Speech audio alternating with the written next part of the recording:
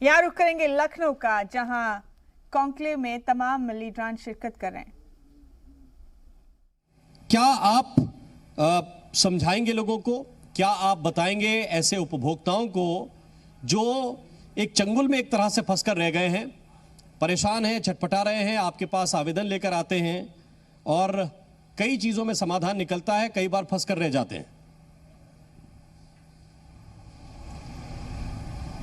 इसमें शर्मा जी आपका मैं ध्यान आकृष्ट करूंगा कि एक लंबी मुहिम के बाद भारत सरकार और पार्लियामेंट ने 2016 में ये रेरा एक्ट लागू किया था और इसके सारे प्राविधान 1/5/2017 को पूरी तरह लागू हुए। राज्य सरकार द्वारा भी जो इसमें नियम बनाए जाने थे वो अक्टूबर 2016 में बनाए और इस बीच में एक अंतरिम व्यवस्था भी उन्होंने की और उत्तर प्रदेश में विधिवत जो रेरा का गठन था जिसमें अध्यक्ष और मेंबर्स थे जी, वो अगस्त 2018 से कार्यरत है। इस बीच में उत्तर प्रदेश रेरा में लगभग 31,000 कंप्लेंट्स दाखिल की गई और उनमें से 24,000 का निस्तारण किया जा चुका है। मैं इसके सापेक्ष आपके संज्ञान में ये बात लाना चाहूँगा कि पूरे देश में लगभग 56,000 कंप्लेंट्स का निस्तारण हुआ है, जिसमें से 24,000 आपके प्रदेश में है और उन आदेशों के अनुपालन के लिए हम लोग अब अनवरत कार्य कर रहे हैं। जैसा किसी भी अधिनियम में होता है, उसके स्टेबलाइजेशन में उसकी जो निटिग्रिटी है, जो उसकी लीगल फिनेस है, वो सब कुछ वर्षों में ही एस्टैब्लिश हो पाते हैं। इसके बावजूद मैं समझता हूँ कि पूरे हिंदुस्तान में लगभग 30 से अधिक राज्यों में रेरा स्थापित हो चुका है और अलग अलग जगह वो काम कर रहा है। इत्तेफाक से हमारे प्रदेश में स्पेशली जो एनसीआर का क्षेत्र था, यहाँ बहुत अधिक कठिनाइयाँ थीं। आपको मैं इतना कहना चाहूँगा कि रेरा को स्थापित करने का जो मूल उद्देश्य था वो ये था कि लोग अपने जो उनका सपना था घर का वो पूरा हो सके और इस दृष्टि से जो रेरा अधिनियम बनाया गया उसमें 3-4 पहलू थे। पहला तो ये कि इस सेक्टर में ट्रांसपेरेंसी की बहुत ज़रूरत थी, उसका प्राविधान किया गया। दूसरा, जो पैसा बायर्स का था उसका डाइवर्जन ना हो, तो ये प्राविधानित है कि 70% पैसा कंस्ट्रक्शन में या लैंड में ही लगे ताकि उसकी सुरक्षा हो सके।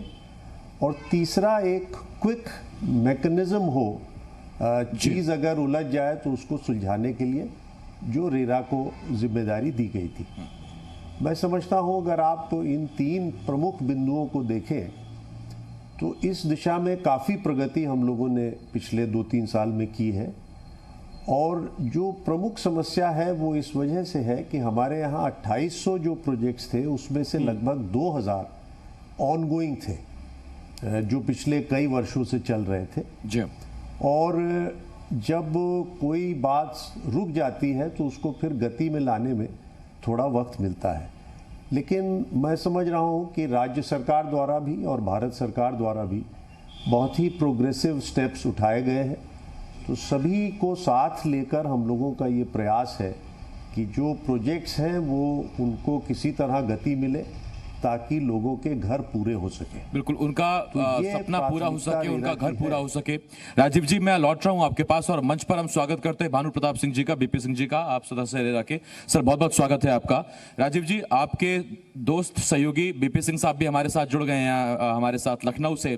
बीपी सिंह जी, आपके पास मैं आऊं, लेकिन राजीव जी उससे पहले आपसे एक सवाल।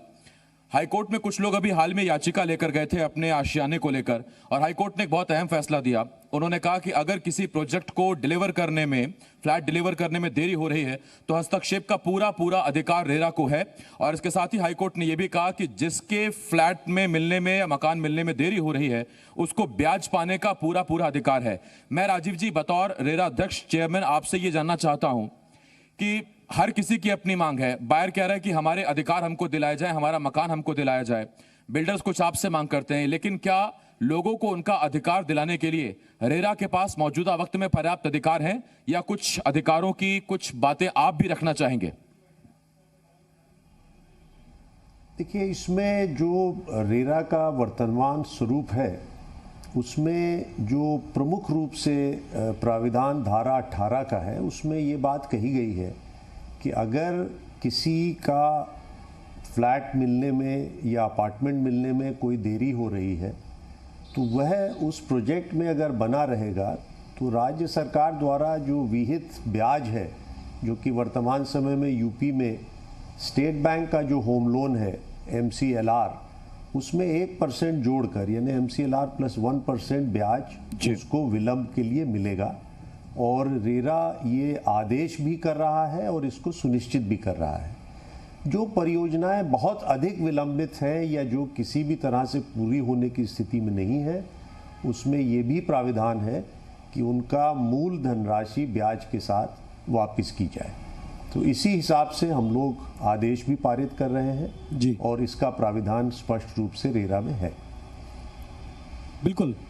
लेकिन मैं इससे पहले राजीव जी आपके पास ये सवाल लाऊं। भानु प्रताप जी, एक सवाल जो हमारे साथ अभी रियल एस्टेट सेक्टर से जुड़े हुए लोग थे, उन्होंने कहा कि कई मामलों में रेरा इतना सख्त है कि हमें ज़्यादा परेशानी हो जाती है।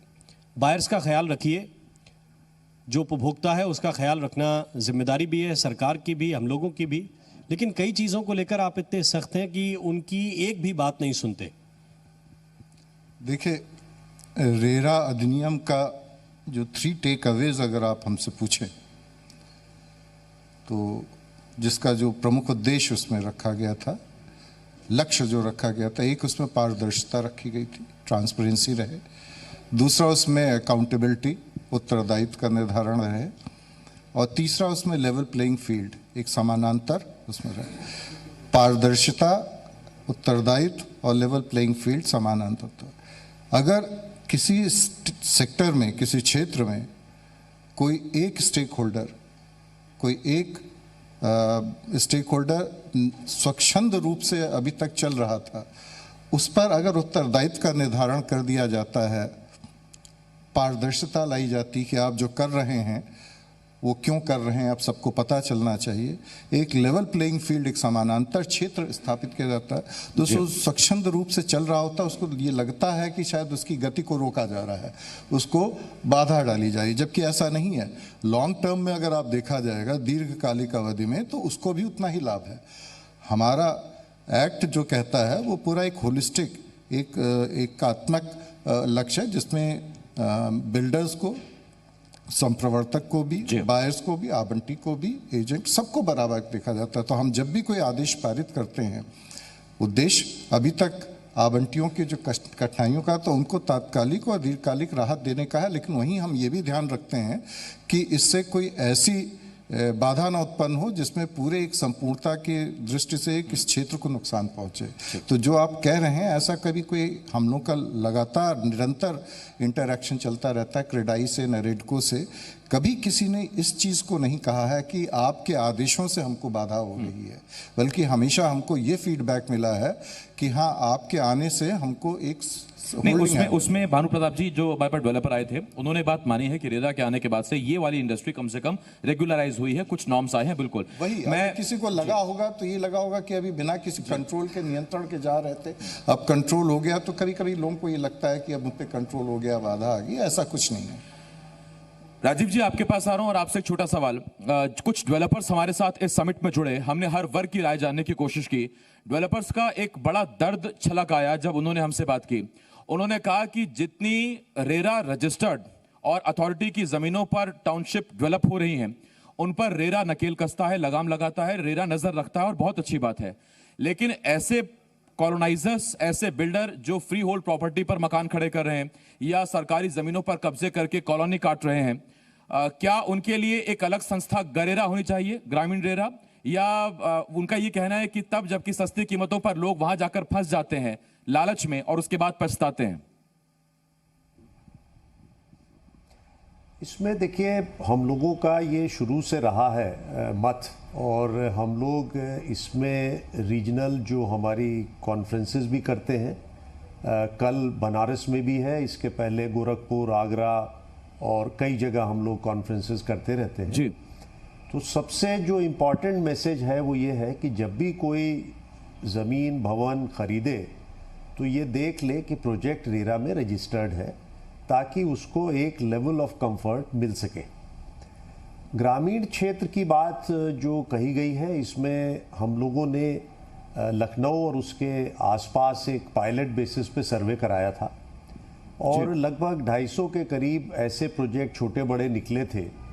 ये रिमोट सेंसिंग के माध्यम से अध्ययन हुआ था।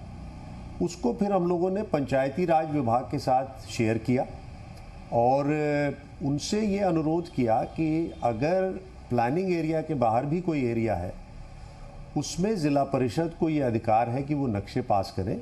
उनके बायलॉज को आप और स्ट्रेंथन करें, ताकि ज़रूरत पड़ने पर वो नियंत्रण उस पर रख सके। रेरा अधिनियम में ये प्राविधान भी है कि अगर प्लानिंग एरिया के बाहर कोई बड़ा प्रोजेक्ट है और पब्लिक इंटरेस्ट में अगर उस प्रोजेक्ट को हम लोग निर्देश दे सकते हैं कि वो उसको रजिस्टर कराए जी। तो ये जो सामान्य दायरा है रेरा का, वो तो प्लानिंग एरिया तक सीमित है, लेकिन अपवाद स्वरूप किसी एक्सेप्शनल स्थिति में ये निर्देश भी हम लोग दे सकते हैं, लेकिन उसके लिए ज़िला परिषद से उसका नक्शा पास हो और वो विधिवत कार्य कर रहा हो। ये रजिस्ट्रेशन के लिए ज़मीन और नक्शा दोनों अपेक्षित है।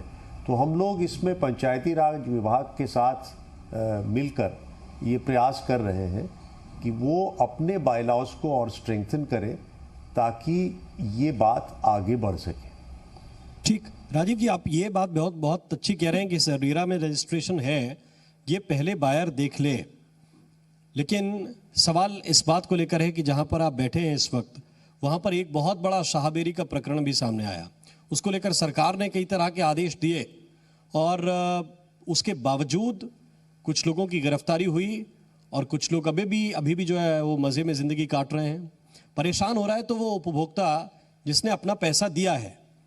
तो ऐसे केसेस को लेकर क्या करेंगे? और सिर्फ ये नोएडा की बात नहीं है, गाजियाबाद नोएडा से जुड़ा हुआ है, या दूसरे जो बड़े शहर हैं वहाँ पर आसपास की जो लगती हुई ज़मीन है जो अथॉरिटी के अंडर नहीं है, उस ज़मीन पर कब्जे करके बहुत सस्ते फ्लैट्स बेचे जाते हैं, ज़मीन बेची जाती है, फ्री होल्ड प्लॉट बेचे जाते हैं, और इन सब को लेकर आखिर में उपभोक्ता परेशान होता है। तो इन पर किस तरह से नियंत्रण होगा? देखिए, इसमें जो बात आपने कही, इसके दो पहलू हैं। एक तो पहला पहलू तो ये है कि पहला जो सिद्धांत किसी को जो घर खरीद रहा है उसको ये अपना ख्याल रखना चाहिए कि भाई हम रेरा रजिस्ट्रेशन के बारे में ज़रूर जान लें। अब प्रश्न ये पैदा होता है कि जो अनधिकृत रूप से कोई विकास किया गया है, तो जी। ऐसे विकास में अगर हम अपना इन्वेस्टमेंट कर रहे हैं और रिस्क ले रहे हैं तो ये कठिनाई हो सकती है।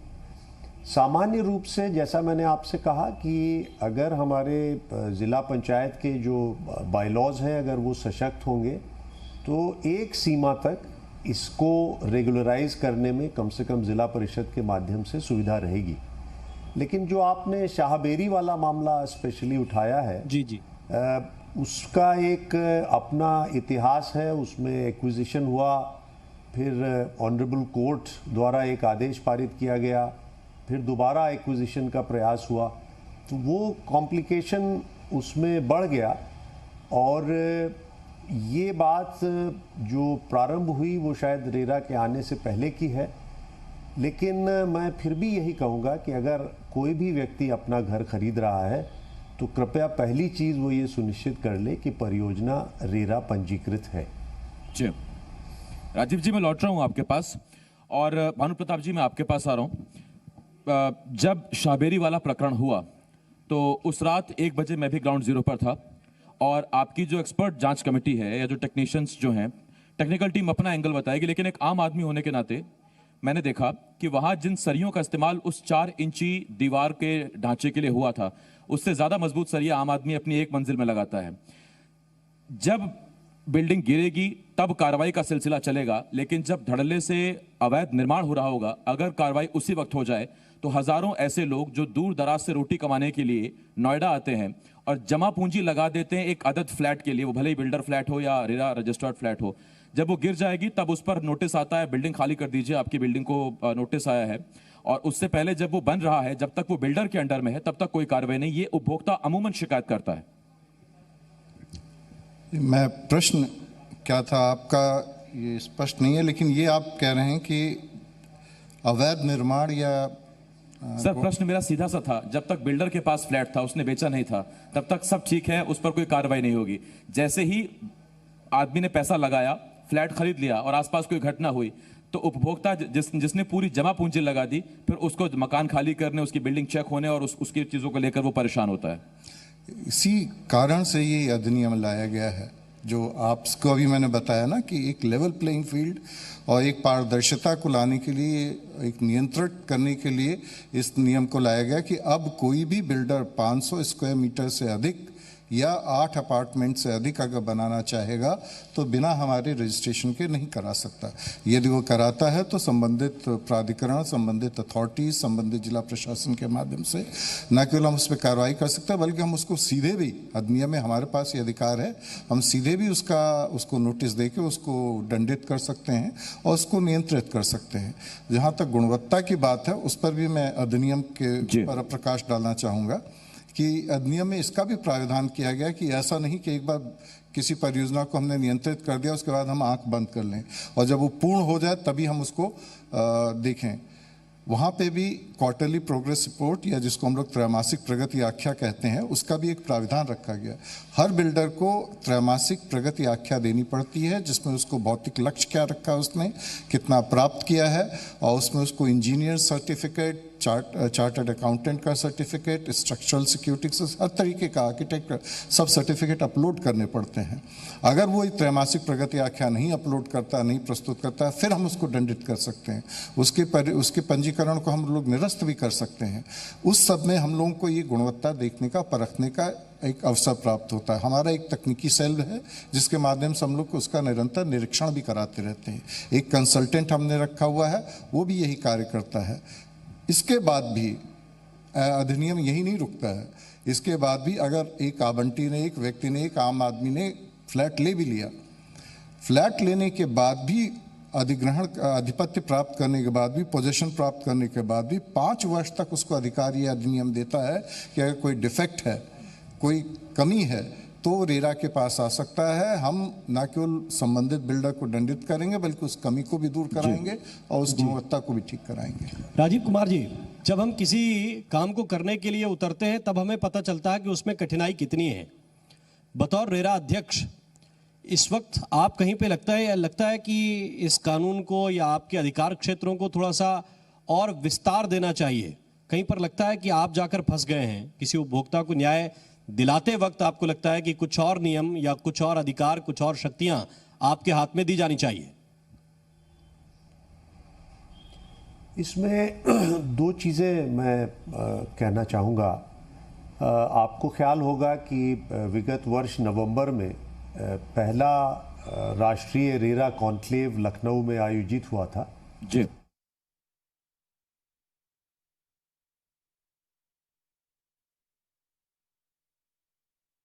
सारे स्टेकहोल्डर्स थे, बायर्स भी थे, बिल्डर्स भी थे, फाइनेंशियल इंस्टीट्यूशंस भी थे, लीगल एक्सपर्ट्स भी थे, और उसमें जो 2-3 मोटी मोटी बातें आई सामने, वो एक तो बहुत सारे मामले ऐसे हैं, मुझे ये पता नहीं है कि बिल्डर्स ने आपके सामने रखा या नहीं, लेकिन स्वीकृतियों मिलने का और उसको समयबद्ध रूप से मिलने का एक प्रकरण अक्सर आता है। इसी तरह फाइनेंसिंग के इश्यूज आते हैं। तो रेरा अधिनियम जो है वो केवल 3 लोगों से को डायरेक्शंस दे सकता है वर्तमान में, बायर, बिल्डर और एजेंट। और जो बाकी स्टेक होल्डर्स हैं जिनके बड़ी इम्पॉर्टेंट भूमिका है इस प्रोजेक्ट को या किसी भी प्रोजेक्ट को पूरा करने के लिए, उनको किसी प्रकार का डायरेक्शन देने का वर्तमान समय में प्राविधान नहीं है। कई और रेगुलेटरी बॉडीज़ हैं जिसमें ये बात महसूस की गई कि पावर टू इशू डायरेक्शंस होना चाहिए और वो बाद में उसमें ऐड भी किया गया। मैं समझता हूँ यथा समय इस पर भी विचार किया जाएगा। जी राजीव जी, एक छोटा सवाल आपसे और है सर। एनफोर्समेंट का प्रोसेस है जी राजीव जी, एक छोटा सवाल मैं आपसे ये पूछ रहा हूँ सर, आपने अभी हाल ही में बीजेपी को विधायकों को बुलाया, सांसदों को बुलाया, जनप्रतिनिधियों से बातचीत हुई, चर्चा हुई, आम जनता को भी साथ लाइए, वो भी अपनी राय रखें, ऐसा कोई सर आगे भविष्य में भी कोई कार्यक्रम है कि आम जनता आप तक बड़ी इजीली पहुंचे, आप तक आप कोई सम्मेलन कराइए, वहां वो आपके साथ जाएं? और इसमें एक चीज मैं और ऐड करना चाहूंगा, वो ये कि जो कॉलोनाइजर हैं जिनके बारे में हम बात करें, अवैध कॉलोनाइजर, इनकी बड़ी एक चाल रहती है, वो कहीं भी कॉलोनी काटते हैं और उसके बाद जनता को भरोसा दिलाते हैं कि चिंता मत करिए, सरकार किसी बस्ती को उजाड़ती नहीं है, देर सवेर वो वैध हो जाएगी। तो वहां जो आपके अंडर में जो डेवलपर्स हैं उनका तो नुकसान होता ही है, आप भी कार्रवाई करते हैं, लेकिन जनता को वो झांसे में ले लेते हैं कि वैध हो जाएगी, चिंता मत करिए, राजनीतिक वोट बैंक का मसला है। और उसके साथ साथ वो सवाल जो मैंने आपसे पूछा, जनता के सम्मेलन या जनता को साथ लेकर चलने की बात भी। देखिए, इसमें हम लोग, ये कोविड का काल है, आपके संज्ञान में है, इसके बावजूद भी जो हमारे होम बायर्स एसोसिएशन है या जो बिल्डर्स एसोसिएशन है, उनसे हम लोगों का निरंतर संवाद रहा है जी। इसके अलावा हम लोगों ने, क्योंकि बहुत से लोग कोविड काल में घर से नहीं निकल पाते हैं, तो एक हम लोगों की व्यवस्था है रेरा संवाद की। वेबसाइट पर जाकर कोई भी व्यक्ति रेरा में किसी से भी मिलना चाहे, उसको हम एक स्लॉट देते हैं इंटरनेट पे जी। और वो मुलाकात कर सकता है। लगभग 1500 लोगों से इस माध्यम से मैं भी मुलाकात कर चुका हूं अभी तक इस कोविड काल में। उसका नाम है रेरा संवाद जी। और बाकी भी जो हमारे फोरम्स हैं वो इस पूरे कोविड काल में भी एक्टिव रहे हैं और इसको हम लोग और गति आगे देंगे। राजीव जी, जो दूसरा प्रश्न था जो आपसे पूछ रहे थे कि जो एक तरह से कई बिल्डर हैं जिनको हम कहेंगे कुकर मुत्ते की तरह उगाए हैं, वो उनको लेकर क्या कार्रवाई आप लोग करने जा रहे हैं? जो रेरा के नियंत्रण में आना ही नहीं चाहते, वो आ जाए तो आपके रडार में है फिर?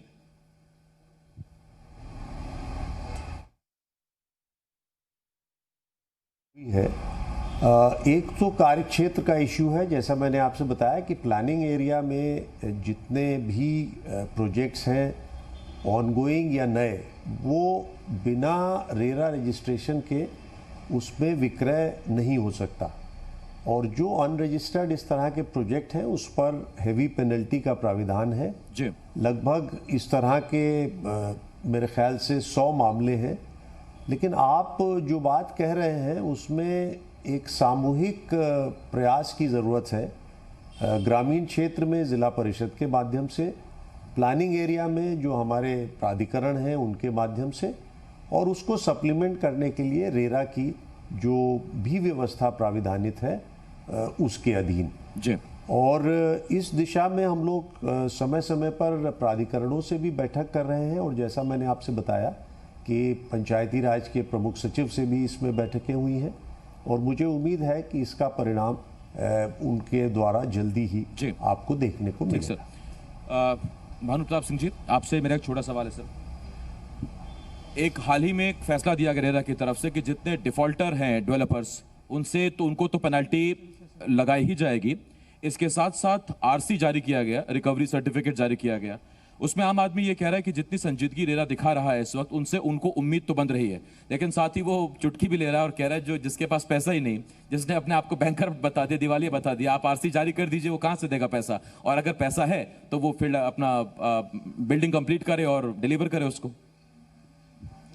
आरसी की क्रियान्वयन को लेकर के जो वसूली सर्टिफिकेट है उसको लेकर के हम लोग बेहद संजीदा हैं, क्योंकि ये न केवल सीधे सीधे आवंटी और क्रेताओं से हित से जुड़ा प्रश्न है, बल्कि एक पूरे संपूर्ण रियल एस्टेट सेक्टर के समग्र विकास से भी संबंधित है, क्योंकि इसका एक डेमोन्स्ट्रेटिव, एक प्रदर्शनात्मक प्रभाव पड़ता है अन्य बिल्डर्स पर भी।